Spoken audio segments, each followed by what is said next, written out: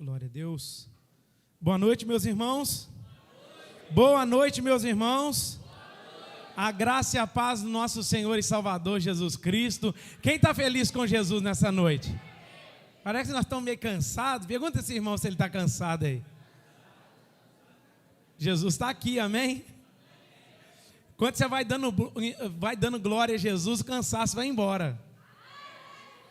O desânimo cai por terra. Vai dando glória, irmão. Vai fazer igual o pastor William. Quem pode dar um glória? Amém? Jesus está na casa e você pode adorá-lo. Você pode entregar a sua adoração a Ele. E nós estamos aqui para prestar uma adoração e ouvir a mensagem do Senhor. E eu acredito que o Senhor tem uma palavra no nosso coração. Abra sua Bíblia comigo, livro de Romanos, capítulo 12. Hoje, mais uma vez, infelizmente, aí nós estamos sem os televisores. Vamos orar por essa bênção, irmão. Vai dar certo. Carta segundo escreveu Paulo aos Romanos, capítulo 12.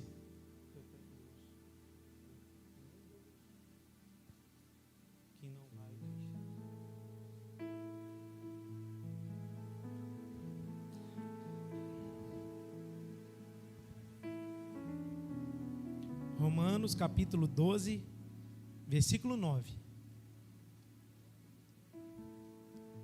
Eu tenho um Deus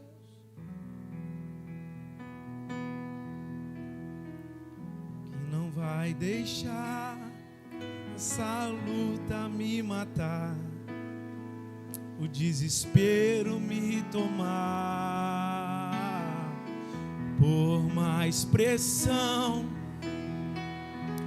a situação, controle ainda está na palma de suas mãos. Eu tenho um Deus que não vai deixar essa luta me matar, o desespero me tomar, por mais pressão que seja a situação, o controle ainda está na palma de suas mãos. O choro dura uma, ela vem pela manhã. Eu creio, eu creio. O choro dura uma noite, ela vem. Eu creio, eu creio. Levante as suas mãos e cante. E ainda que a figueira não e não haja,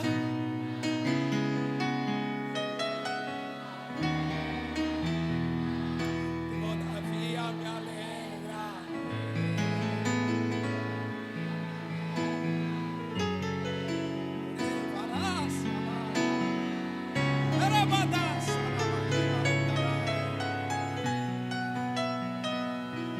E ainda que a figueira não floresça e não haja fruto na vide,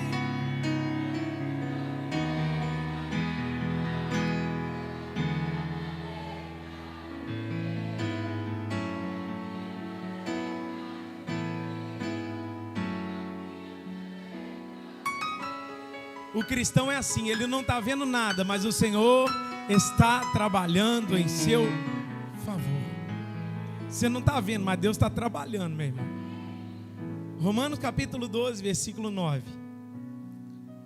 O amor seja sem hipocrisia, detestai o mal, apegando-vos ao bem, amai-vos cordialmente uns aos outros, com amor fraternal, preferindo-vos honra uns aos outros, no zelo, não sejais remissos, sede fervorosos de espírito, servindo ao Senhor.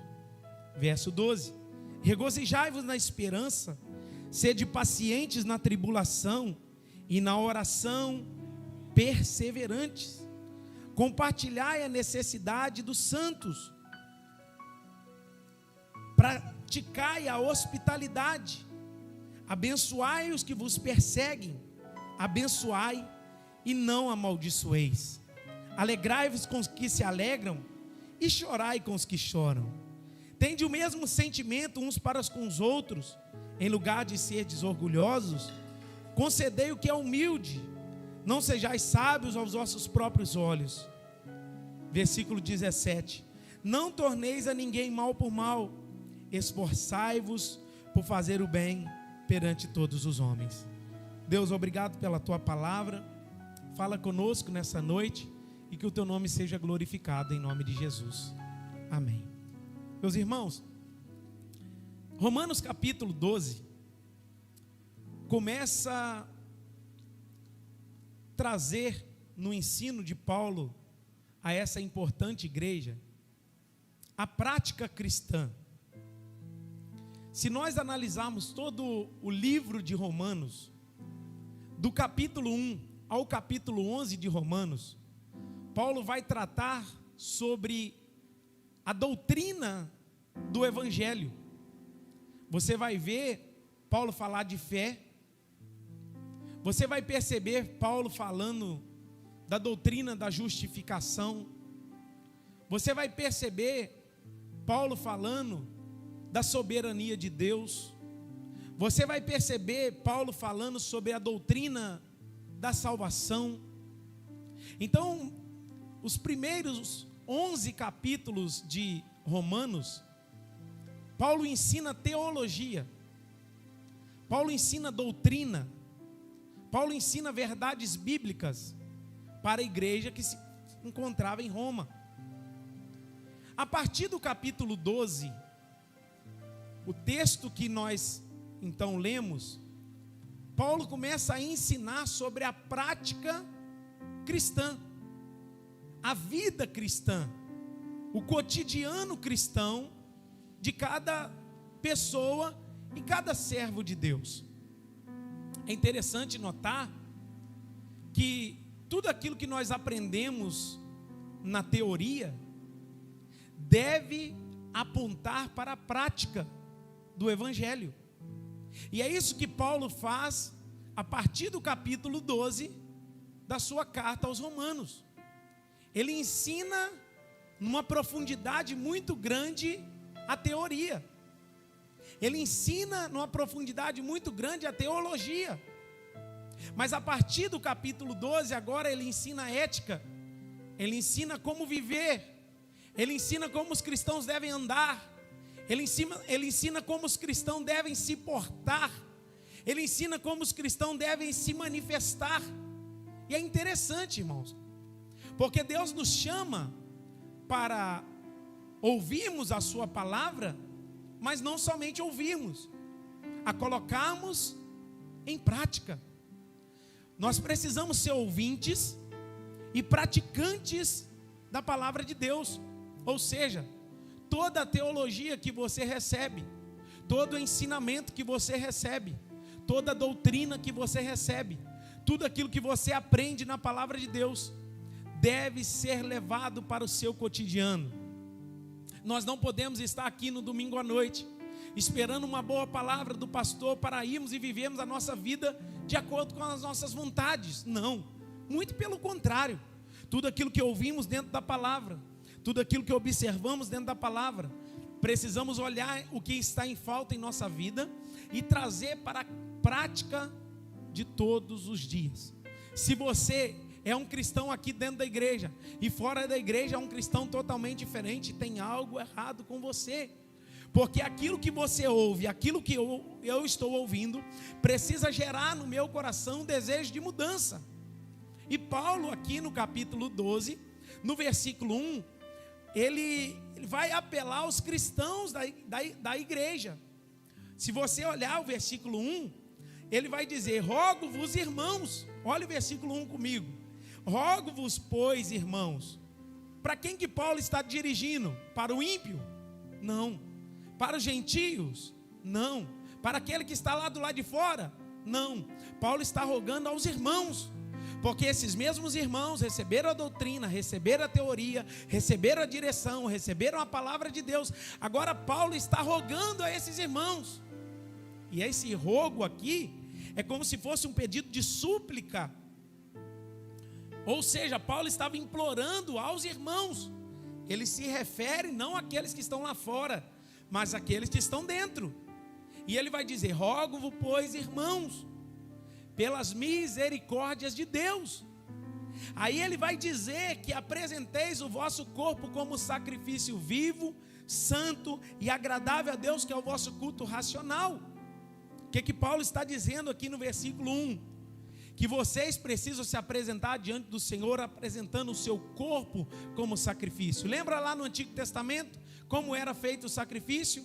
Um animal era imolado, colocado sobre o altar, ali era o sangue daquele animal levado, e essa oferta seria colocada diante do Senhor.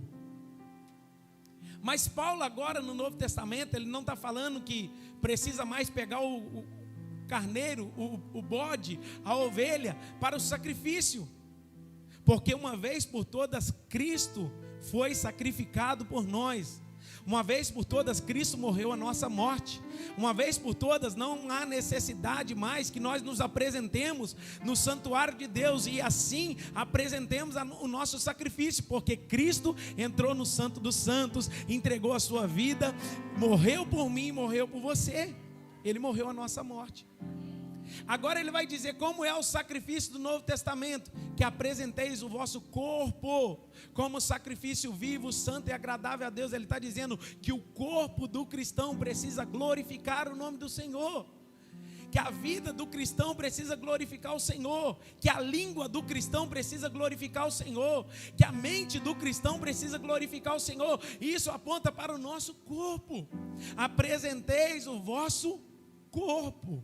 O nosso corpo não pode ser usado como instrumento do pecado, mas o nosso corpo é usado para a glória de Deus, onde eu levanto as minhas mãos, ofereço a minha adoração, onde eu abro levanto a minha voz, onde eu abro meus lábios, onde eu estou com o coração rendido. Então o meu corpo é um instrumento de sacrifício diante de Deus, e esse sacrifício é vivo.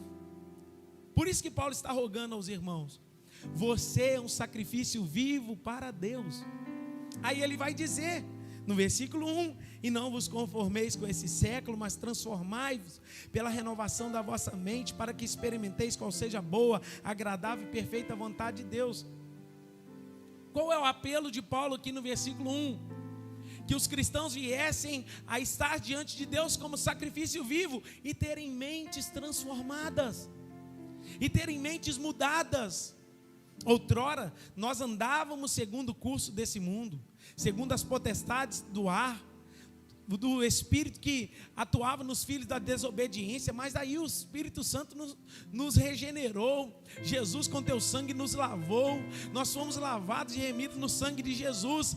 Aí Paulo está dizendo: você não pode apresentar o seu corpo mais para o pecado, como instrumento do pecado. Você precisa apresentar o seu corpo como instrumento de glorificação ao seu Deus. E uma coisa eu te peço: transforme a sua mente.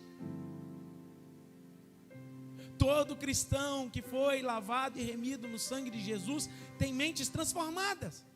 Eu não sei se você já passou por isso, ou que você começou a caminhar, ler a Bíblia e trazer a Bíblia para o seu cotidiano, para a sua vida. Aí as pessoas que estão lá fora, elas começam a te dizer assim: eles estão fazendo uma lavagem na sua cabeça, eles estão lavando a sua cabeça, eles estão fazendo uma lavagem cerebral. Aquele povo lá é tudo doido e vai te deixar doido também. Você já passou por isso?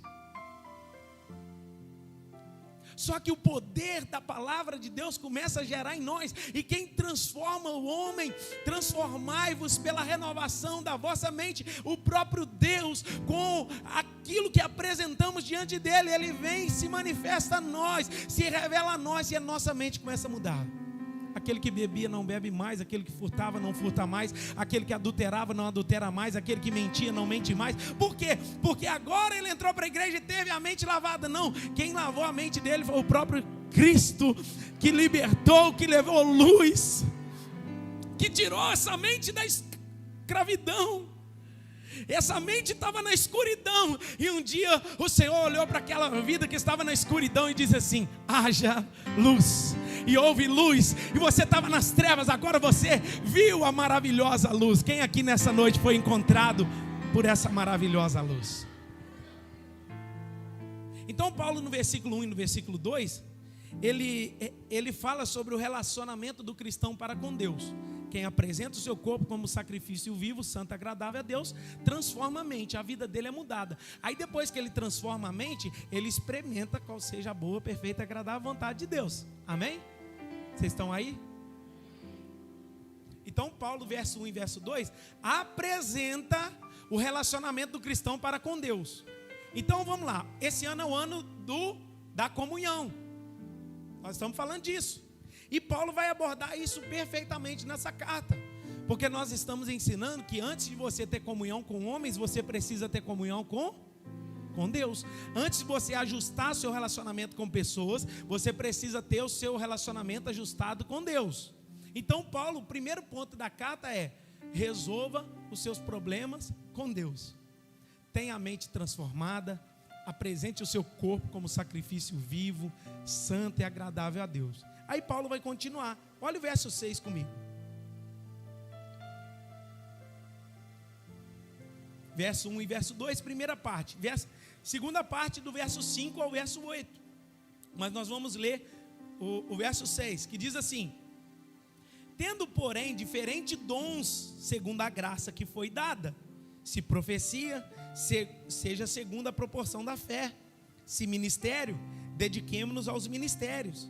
O que ensina, esmere-se nos fazê-lo. Ou o que exorta, faça com dedicação. O que contribui, com liberalidade. O que preside, com diligência. Quem exerce misericórdia, com alegria. Do versículo 6 ao versículo 8, nós lemos os dons. Então o que Paulo está dizendo? Versículo 1 e versículo 2.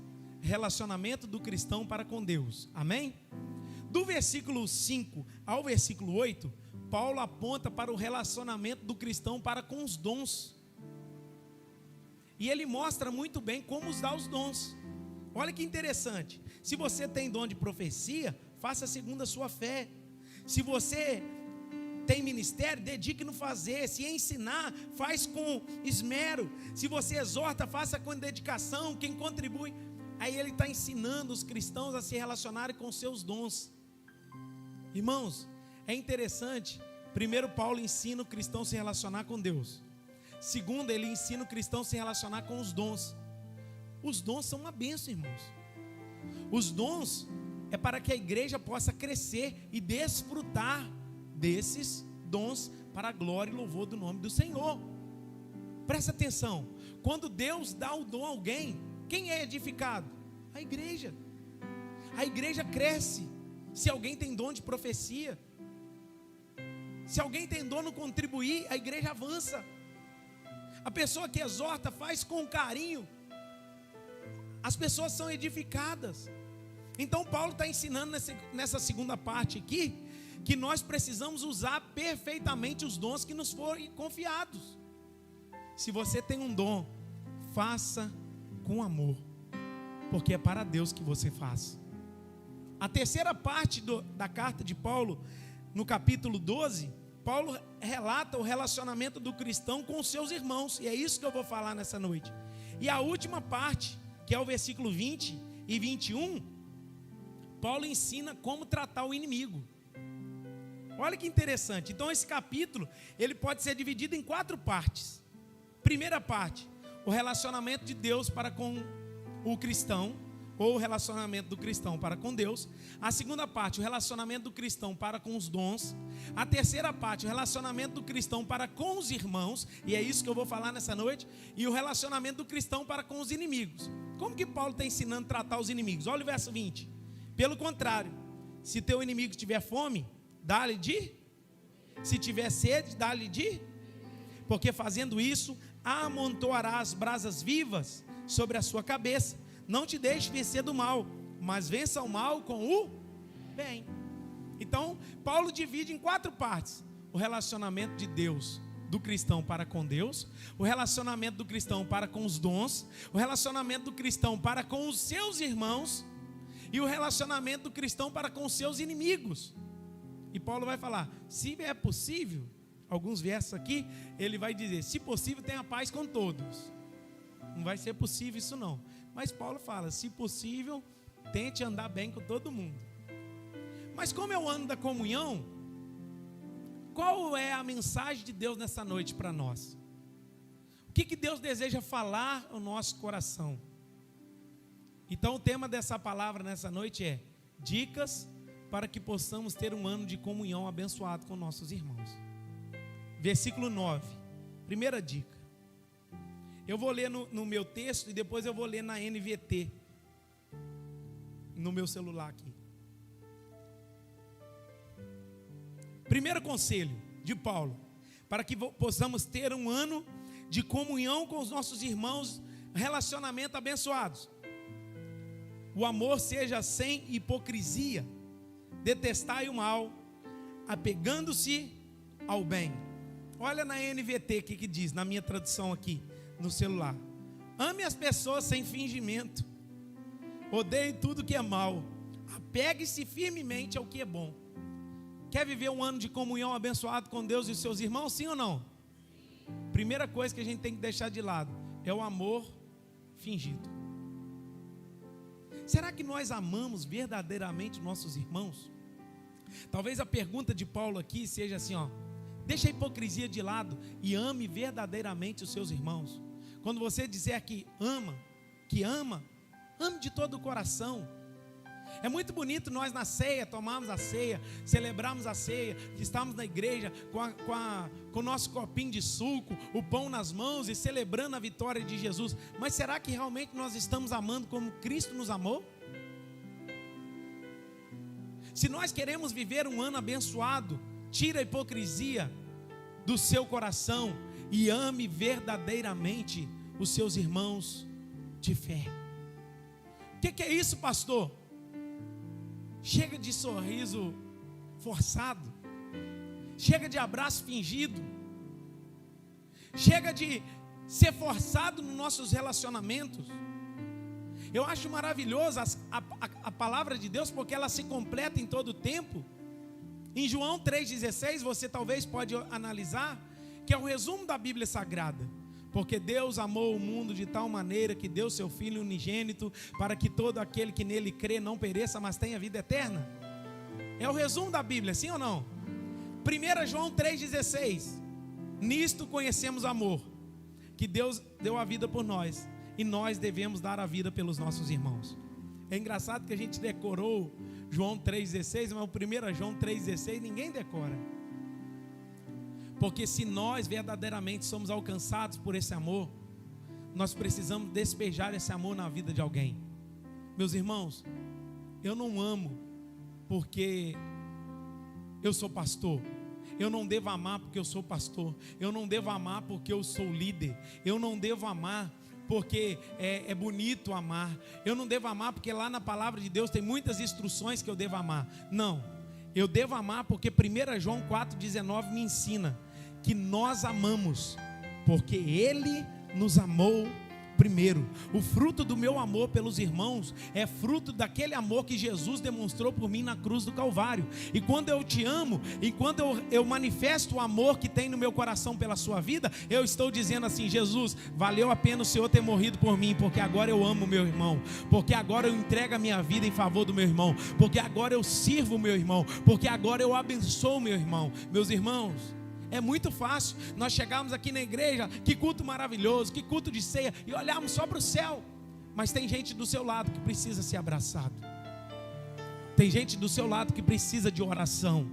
Tem gente do seu lado que está precisando que você imponha as mãos dele e libera uma palavra sobre ele, dizendo assim: você não está sozinho nessa guerra, você não está sozinho nessa luta, eu estou contigo, eu vou orar por você, eu vou te ajudar. E tem pessoas que entram e saem dessa igreja sem ser notadas, sem ser vistas, mas Deus manda eu liberar uma palavra sobre o seu coração. Deus está te vendo.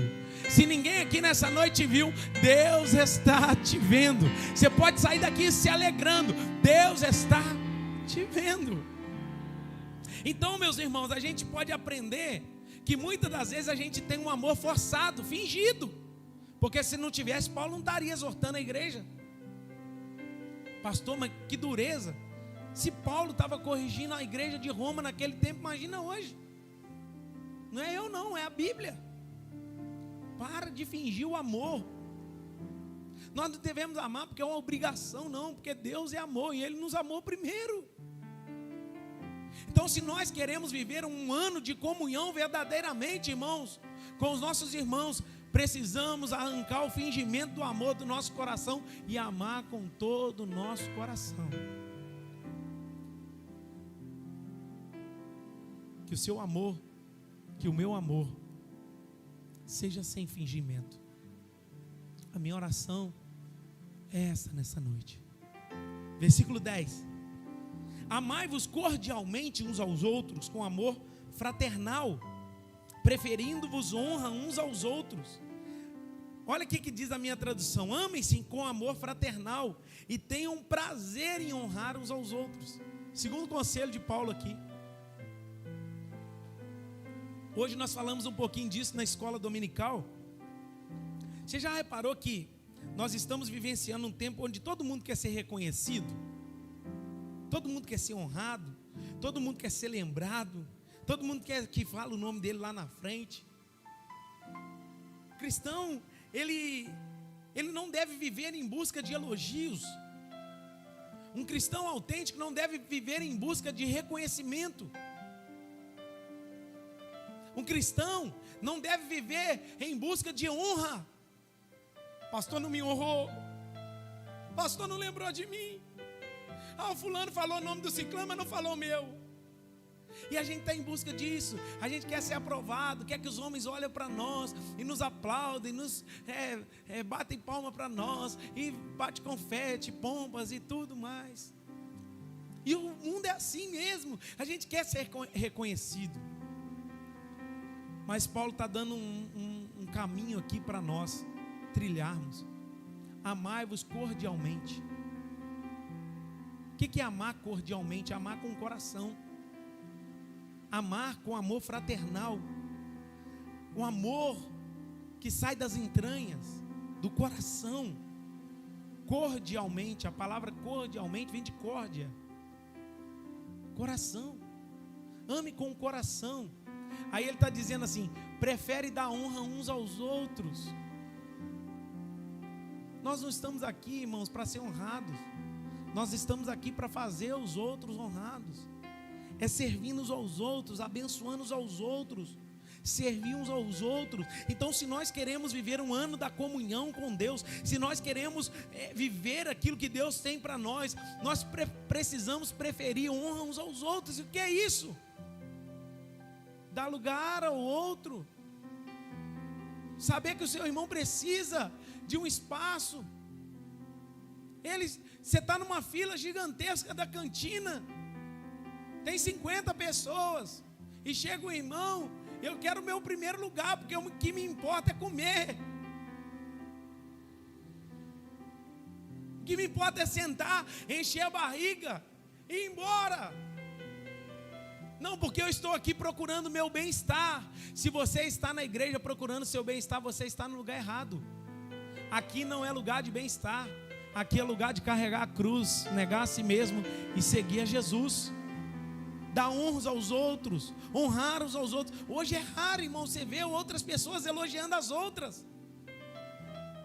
É raro, às vezes nas rodas de conversa, a pessoa pode ter 1001 qualidades, mas a gente lembra daquele defeitinho, e quando a gente fala do defeito, não fala da qualidade. Fulano de tal, aí fala assim, só para despistar: fulano de tal é uma benção, mas tem, aí vai pontuando. Por que a gente não procura elevar o outro? Por que a gente não procura abençoar o outro? Por que a gente não procura ajudar o outro? Por que a gente não procura servir o outro? O que Paulo está dizendo aqui é que nós precisamos amar de todo o coração. Então o conselho número 1, ame sem fingimento. Conselho número 2, ame com amor fraternal, cordialmente, de todo o coração, e tenha um desejo de honrar uns aos outros. Terceiro, olha que interessante, versículo 11: não sejais no zelo, não sejais remissos, sede fervorosos de espírito, servindo ao Senhor. Então Paulo ele diz assim, olha aqui na minha tradução: jamais sejam preguiçosos, mas trabalhem com dedicação e sirvam ao Senhor com entusiasmo. É muito interessante isso, irmãos, porque a gente olha para a vida do cristão e acha que isso é impossível. Aí Paulo diz: alegre-se na esperança, sede pacientes nas dificuldades e não parem de orar. No versículo 12 ele completa. Paulo está nos ensinando, irmãos, que nós precisamos servir ao Senhor com entusiasmo. Será que nós temos prazer de servir ao Senhor?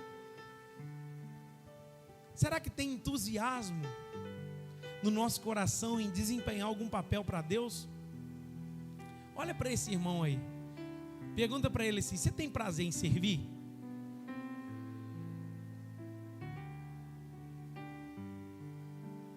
Será que nós temos entusiasmo de servir na igreja? Será que nós temos prazer de servir na igreja? De envolver na salinha das crianças, de envolver nas atividades do instituto, de ser parte da solução dos problemas na casa do Senhor? Será que nós não temos perdido esse entusiasmo de estar com Deus, na casa de Deus servindo? Quantas pessoas, irmãos? Você pode fazer um teste, isso é só um teste, tá?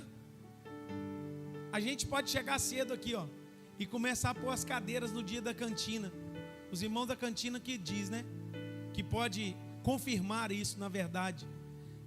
Os irmãos que estão fazendo vão continuar fazendo. Vai passar 10, vai passar 20, vão entrar para a igreja e não ajuda ninguém a fazer. Nós estamos perdendo o entusiasmo de servir. Estamos perdendo o entusiasmo de fazer. Estamos perdendo a alegria de servir na casa de Deus. Porque subir na salinha das crianças é chato. Subir lá para cima, não, eu vou perder a mensagem, eu vou perder o culto de ceia, eu vou perder. Não, irmãos, quando nós servimos a Deus com alegria, com entusiasmo, nós estamos servindo ao Senhor. E tudo aquilo que você faz aos irmãos, você faz para Deus. Porque o próprio Jesus disse isso lá em Mateus capítulo 25. Eu tive fome e vocês me deram de comer. Tive sede e vocês me deram de beber. Eu estava preso, vocês foram me visitar. Eu estava nu e vocês me vestiram. Aí as pessoas viraram para Jesus e falaram: mas Jesus, quando é que te vimos assim? Quando vocês fizeram um dos meus pequeninos, a mim me fizestes. Quando nós fazemos para as crianças. Sabe o que tem acontecido conosco? Temos deixado o entusiasmo de lado e tem se tornado um peso servir as pessoas. Se nós queremos viver o ano da comunhão, precisamos entender que o seu foco aqui é Deus e depois é pessoas. Procure envolver nos ministérios, procure envolver no trabalho da igreja. Tem muito serviço, gente. É uma das nossas preocupações. Muita gente não fazendo nada e pouca gente fazendo muito. Isso é preocupante. Olha o verso de número 13. Paulo vai dizer assim: compartilhai as necessidades dos santos, praticai a hospitalidade. Em outras palavras, Paulo está dizendo assim: estejam prontos para acolher, estejam prontos para ajudar. Aqueles que podem fazer, faz com toda a sua força. Paulo está dizendo no verso 13: se nós queremos viver um ano de comunhão verdadeiramente com Deus, nós precisamos compartilhar a necessidade dos santos. Na minha tradução diz assim: quando membros do povo santo passarem por necessidade, ajudem com prontidão. Irmão, será que nós estamos realmente dispostos a ajudar aquele que está necessitado? Ajude aquele que está necessitado. E hoje à tarde, eu escrevendo a mensagem, meditando, eu lembrei do meu irmão Amauri. Falei: vou contar esse testemunho, já passou. O Amauri, quando a nossa irmã Maranhão perdeu a mãe, lá no Maranhão, ela estava aqui em Miraí, E a mãe dela faleceu lá no Maranhão. E a Maranhão desesperada. E não sabia o que fazia. Como é que eu vou? Eu não vou no velório. Se eu sair de carro não dá tempo. Vai enterrar minha mãe. Eu não vou ver a minha mãe. E o Amaury, eu lembro que ele pegou o telefone e falou assim para mim: pastor, pode ver a passagem do avião que eu pago. Deixa ela ir no velório da mãe dela. Irmãos, aquilo me tocou de uma forma tão grande. Ela nem foi. Eu sei que Deus recebeu aquela oferta, Amaury, sua, sem você gastar. Mas eu lembro que o Amaury disse assim, ó: o que ela precisar, pastor, nós vamos ajudar, porque ela não pode ficar nesse mar à deriva, não. Irmãos, isso é maravilhoso. Quando nós estamos vendo nossos irmãos passar por aflição, sermos os primeiros a chegar. Financeiramente, você pode? Ajuda. Não pode? Abraça, ora, chora junto, seja ali com aquela pessoa. Isso é viver em comunhão, meus irmãos. E ele está dizendo aqui: quando o povo santo de Deus passar por necessidade, estenda as mãos, ajude. Se nós queremos viver um tempo de comunhão verdadeiramente com os nossos irmãos, com Deus, nós precisamos servir a Deus na vida de gente. A gente não está abrindo a nossa casa para os outros tomar um café. Parou isso. Quantas pessoas da igreja você tem vínculo? Quantas pessoas da igreja você tem comunhão? Quantas pessoas da igreja vão na sua casa para tomar um café? Praticar a hospitalidade. Receba essas pessoas que estão precisando. Irmãos, é tão interessante que o pastor Tiago, missionário Tiago, vai vir semana que vem. Pode colocar no grupo da igreja. Tem alguma família que deseja receber o missionário Tiago na sua casa? Os irmãos somem tudo do grupo. Claro, irmãos, tem casa que não tem condições. Tem casa que não tem quarto suficiente. Tem casa que não tem jeito. A gente entende isso. Mas a gente está perdendo isso, concorda? Ou estou inventando isso aqui? A gente está perdendo esse tete a tete de almoçar na casa do outro, de tomar um café junto. E Paulo está dizendo: se nós queremos viver uma vida de comunhão, nós precisamos praticar a hospitalidade. Verso 14, senão não cabe. Abençoai os que você persegue. Abençoai e não amaldiçoeis. O que Paulo está dizendo, irmãos, que nós precisamos fazer como Jesus: tomar tapa na cara, carregar a cruz, ser cuspido, ser chicoteado e na cruz ainda dizer: Pai, perdoa, porque eles não sabem o que fazem. Que tarefa difícil. É fazer como Estevão, sendo apedrejado, tomando pedrada para cara fora e dizendo: Pai, perdoa. Se nós queremos viver uma vida de comunhão com nossos irmãos, vai ter momento que eu vou te ferir. Vai ter momento que você vai me ferir. Vai ter momento que eu vou errar com você. E vai ter momento que você vai errar comigo. E aí, por vocês, mais ainda. Você vai errar com o fulano da direita, com o da esquerda. E isso é normal. E o que Paulo está nos ensinando? Abençoar e orar aqueles que te perseguem. Estão te perseguindo, estão te caluniando, não gostam de você. Que tarefa difícil. É você saber que tem pessoas do seu lado que não gostam de você. Vão tomar ceia hoje não gostando do pastor. Vão tomar santa ceia não indo com a cara do pastor. Deus está te vendo, irmão. Com fulano de tal não vou com a cara, com o ciclano não vou com a cara. E aí está na igreja, você passa na peneira dos homens, mas Jeová sabe o que você está vivendo. Então o que Paulo está nos ensinando? Se nós queremos viver uma vida de comunhão, precisamos orar e abençoar aqueles que nos perseguem. Verso 15: alegrai-vos com os que se alegram e chorai com os que choram. Fala comigo: alegrar com os que estão alegres e chorar com os que estão chorando. Eu pergunto para você, qual que é mais difícil? Alegrar ou chorar? Alegrar é mais difícil? Olha que interessante isso. Eu falei hoje na escola dominical. Me pediram oração pela irmã Tida, tá enferma. E quando eu acordei hoje para vir para a igreja, o Espírito Santo me constrangeu de uma tal forma, dizendo assim: a dor da irmã Tida e da família dela está te tirando sono? pessoa está no CTI, está doente, está acamada, e a gente olha para o irmão e a gente fala: Deus vai te dar a vitória. Será que a dor dos nossos irmãos tem tirado o nosso sono? Será que nós estamos chorando verdadeiramente com aqueles que estão chorando? Quando alguém recebe uma notícia, quando alguém passa numa situação difícil, será que nós olhamos para a vida dessa pessoa e olhamos falando assim: meu Deus, tenha misericórdia, eu vou te ajudar nisso aí. Agir de compaixão, agir de misericórdia para com essa pessoa. É fácil chorar com os que choram, então. Mas eu quero ver nós nos alegrarmos com aqueles que estão alegres. Sabe por quê, irmão? Se você não aprendeu que a bênção do seu irmão é sua irmã, é sua bênção também, você nunca vai desfrutar desse momento de alegria.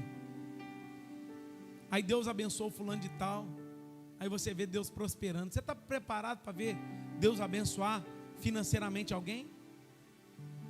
Você vai se alegrar ou vai se entristecer? Por que não é eu? Por que Deus só prospera fulano? Por que Deus dá só roupa bonita para o ciclano? Por que só o fulano de tal troca de carro? Por que só o fulano de tal compra casa nova? Porque aí a gente olha as bênçãos dos outros e a gente começa a ter inveja no nosso coração lá no fundinho, porque as coisas acontecem com os irmãos e não acontecem com você. Meus irmãos, você tem muito mais motivo de agradecer do que reclamar. Será que nós estamos preparados para ver a vitória das pessoas que estão do nosso lado?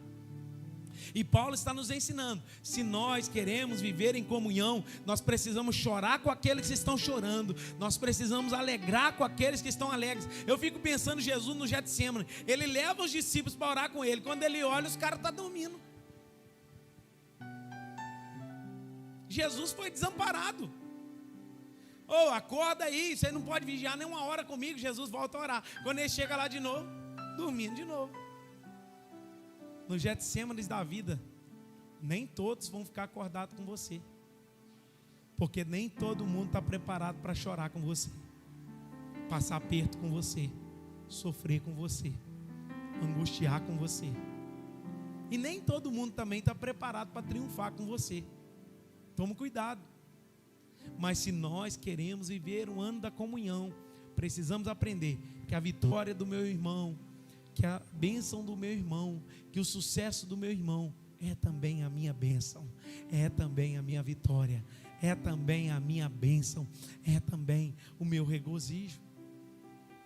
Verso 16: tende o mesmo sentimento uns para com os outros, em lugar de seres orgulhosos, concedei o que é humilde, não sejais sábios aos vossos próprios olhos. Na minha tradução diz assim, vivam em harmonia uns com os outros, não sejam orgulhosos, mas tenham amizade com gente. Olha que interessante, não sejam orgulhosos, mas tenham amizade com gente de condição humilde, e não pense que sabe tudo. Se nós queremos viver, irmãos, olha que conselho, se nós queremos viver o ano da comunhão, irmãos, aqui não tem maior nem menor, não tem rico nem pobre, não. Todo mundo está no mesmo patamar. O que nivela nós aqui é Cristo. Deu para entender, irmão? O que está nos nivelando aqui não tem rico, não tem pobre, não tem... aquele lá ganha 100 mil, o outro ganha 20 mil, o outro ganha 30 mil, o outro ganha um salário, está no mesmo nível. Todos nós somos iguais diante do Senhor. Para Deus não tem grego, não tem judeu, não tem nada disso. Todos nós estamos debaixo da graça maravilhosa de Cristo. E aí Paulo está dizendo aqui, se você acha que é orgulhoso, aprenda a ter comunhão com aquele que não tem nada, com os pobres, ajude os necessitados. E o verso 17 ele encerra dizendo: nunca paguem o mal com o mal, pensem sempre em fazer o bem e o que é melhor aos olhos de todos. Irmãos, Paulo aqui do 9 ao 17 vai trazer conselhos preciosos para o nosso coração. E que se nós queremos verdadeiramente viver o ano da comunhão, nós precisamos pegar esses conselhos e trazer para a nossa vida. Número 1, amar sem hipocrisia. Número 2, amar de todo o coração, preferindo honra uns aos outros. Número 3, servir ao Senhor com entusiasmo. Número 4, estar pronto para acolher e ajudar. Número 5, abençoar e orar aqueles que te perseguem. Número 6, alegrar com aqueles que estão alegres e chorar com os que choram. Número 7, seja simples diante do Senhor. E número 8, pense sempre em fazer o melhor. Que o Senhor nos ajude e nos dê graça para que possamos viver segundo o coração de Deus. Você pode ficar de pé no seu lugar? Quero convidar o louvor, os diáconos.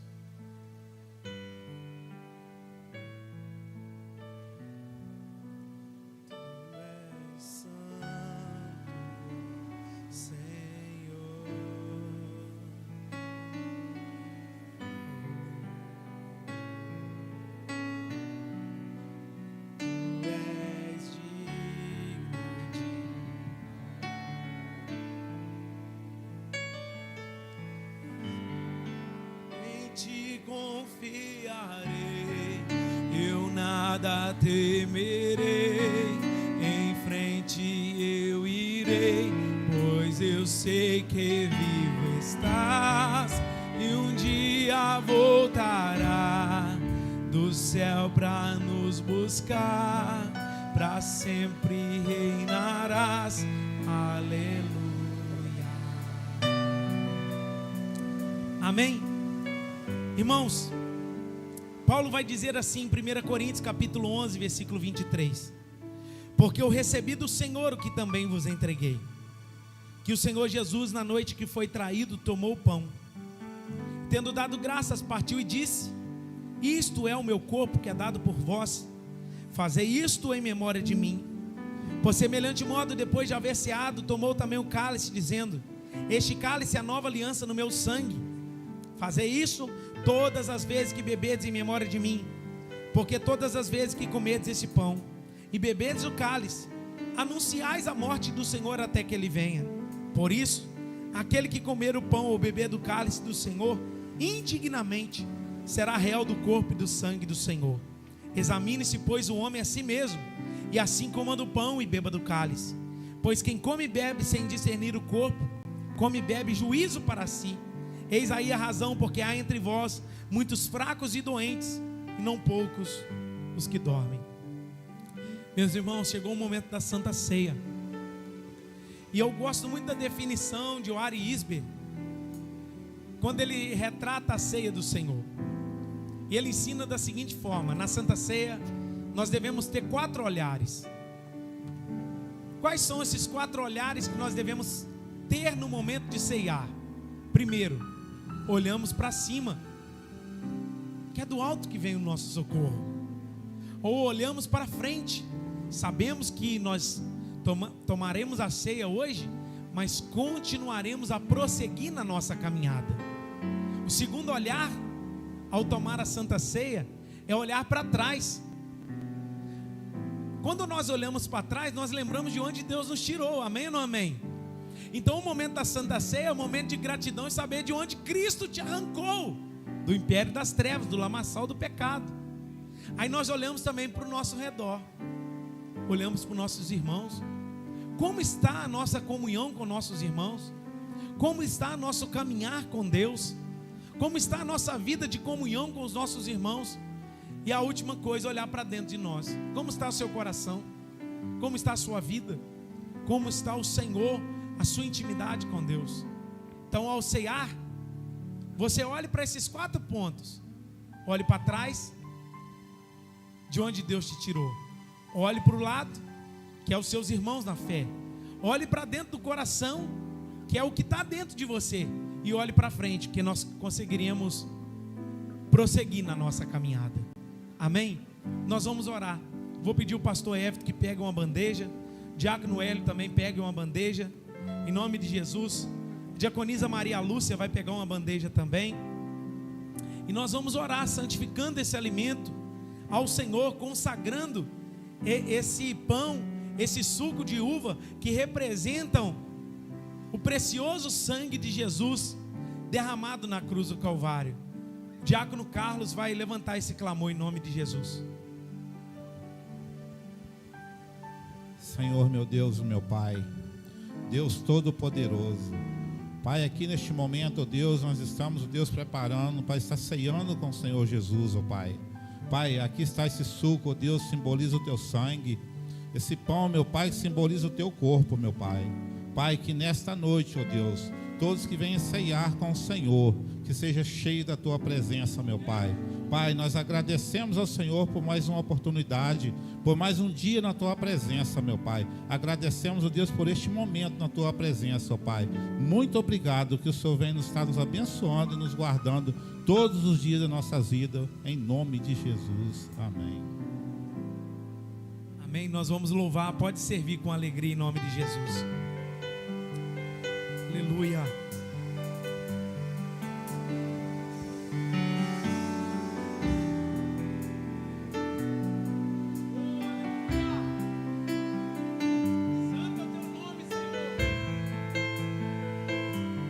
Agradeça ao Senhor.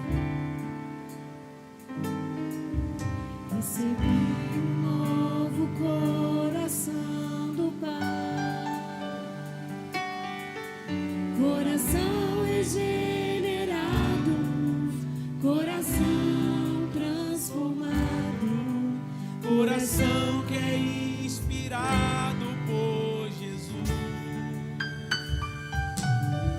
como fruto desse novo coração. Eu declaro a paz de Cristo, te abençoo, meu irmão. Preciosa é a nossa comunhão. Somos corpos e assim bem ajustados, totalmente ligados, unidos, vivendo em amor, uma família, sem qualquer falsidade, vivendo a verdade, expressando a glória do Senhor, uma família, vivendo compromisso, o grande amor de Cristo. Eu preciso de ti, querido irmão, precioso és para mim, querido irmão. Como fruto desse novo coração, eu declaro a paz de Cristo, te abençoo, meu irmão. Preciosa é a nossa comunhão. Somos corpos e assim bem ajustados, totalmente ligados, unidos, vivendo em amor, uma família, sem qualquer falsidade, vivendo a verdade, expressando a glória do Senhor, uma família, vivendo compromisso, o grande amor de Cristo. Eu preciso de ti, querido irmão, precioso és para mim, querido irmão.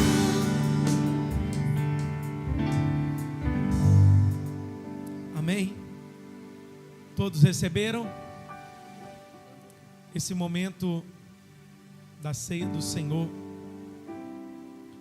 onde nós celebramos o sacrifício de Cristo. É um momento simbólico, onde nós fazemos em memória do Senhor, porque Ele mesmo disse: fazei isso todas as vezes que beberdes em memória de mim. É o memorial do sacrifício, da ressurreição, da vida de Deus em nós. E quando nós estamos ceando, nós estamos falando assim: eu me assento na mesa com Cristo. E quem se assenta na mesa é amigo, preparando para ceiar na glória. A expectativa do nosso coração deve ser: eu estou ceando aqui, mas em breve eu cearei com Ele na glória. Isso precisa mexer conosco, porque eu recebi do Senhor o que também vos entreguei. O Senhor Jesus, na noite que foi traído, tomou o pão e, tendo dado graças, partiu e disse: isto é o meu corpo que é dado por vós, fazei isso em memória de mim. Comamos todos.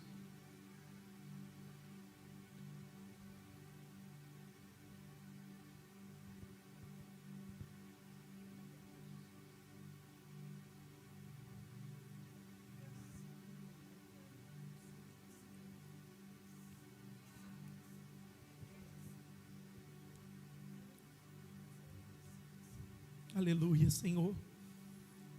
Por semelhante modo, depois de haver ceado, tomou também um cálice, dizendo: este cálice é a nova aliança no meu sangue. Fazei isso todas as vezes que beberdes em memória de mim. Em nome do Pai, do Filho e do Espírito Santo, tomamos todos.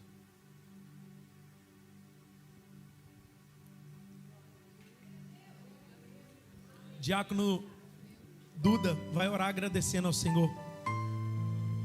Pai amado, Pai querido, nós te agradecemos, ó Deus, por essa oportunidade, Senhor, de estarmos aqui ceando, Senhor, compartilhando desse alimento, Pai, que simboliza o teu corpo e o teu sangue, Senhor, que foi moído naquela cruz por nós, Pai. Muito obrigado, Deus, por esse dia maravilhoso que o Senhor nos concede, Senhor, por essa oportunidade que estamos tendo de estarmos na casa do Senhor, desfrutando, Senhor, de tudo isso que o Senhor tem preparado para nós. É isso que eu te peço e agradeço a Ti, Pai, no nome do Senhor Jesus. Amém. Vamos adorar o Senhor.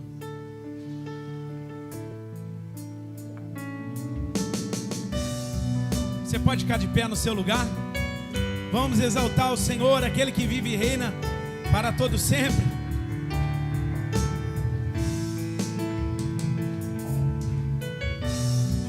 A minha luz, a minha salvação, A ti me renderei. Se ao teu lado estou, seguro em tuas mãos, Eu nada temerei.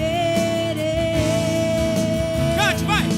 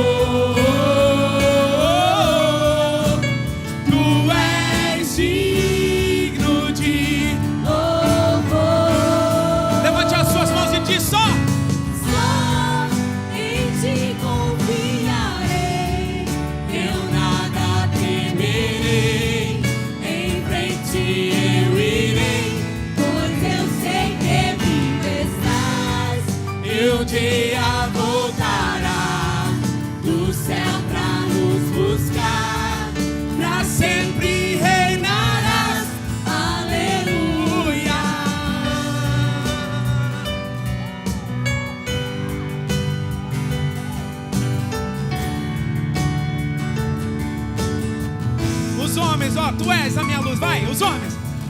Tu és a minha luz, a minha salvação, e a ti me renderei.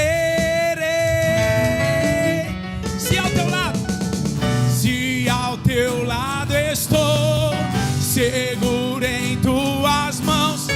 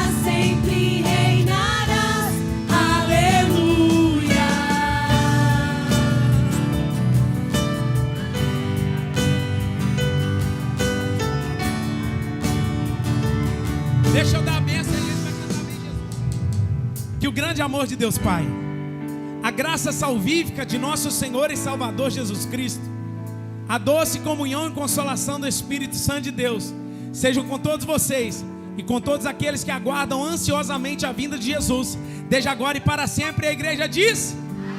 Aí você vai cantando: vem Jesus.